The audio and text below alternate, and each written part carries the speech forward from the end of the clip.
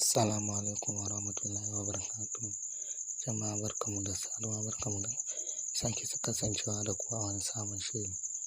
Yau za muku bayani ne akan wani sabon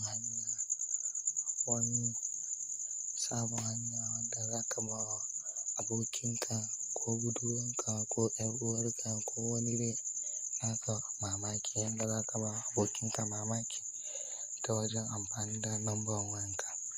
A misali kamar yadda kake gani, in ka karɓa wayan abokin naka, za ka sa mai lambar waya mai yawa ya ga ya wuce 11 har 20 ma, kuma ka sa mai ya kira ya ji lambar kuma ya shiga har izuwa wayanka.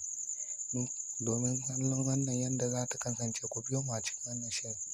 Da farko dai za ka fara shiga wayan abokin naka, ka sa mai lambarka, za ka shiga wajen dialer, za ka sa mai lamba, sai ka sa farko za ka fara da sa lambar wayan naka. Misali, amma za ka fara sa lambar wayan naka sai ka dinga ka sa. To a misali kamar wannan yadda kuke gani haka, misali shine lambar wayanka guda 11. To in za ka ƙara yadda za ka ba shi mamaki, sai ka ƙara mai ka sa 0.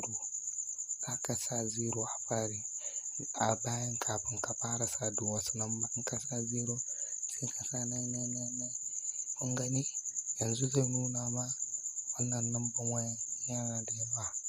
Shi kenan, da zaran ya kira kuma zai ji ta shiga ba tare da wani matsala ba, zai yi mamakin ta aka kai haka. To jama'a mun gode, wannan shine takaitaccen bidiyon da muka kawo muku. Da Allah kar ku manta ku danna mana subscribe, sannan ku danna mana ƙararrawa domin samun sabon bidiyon. Mun gode.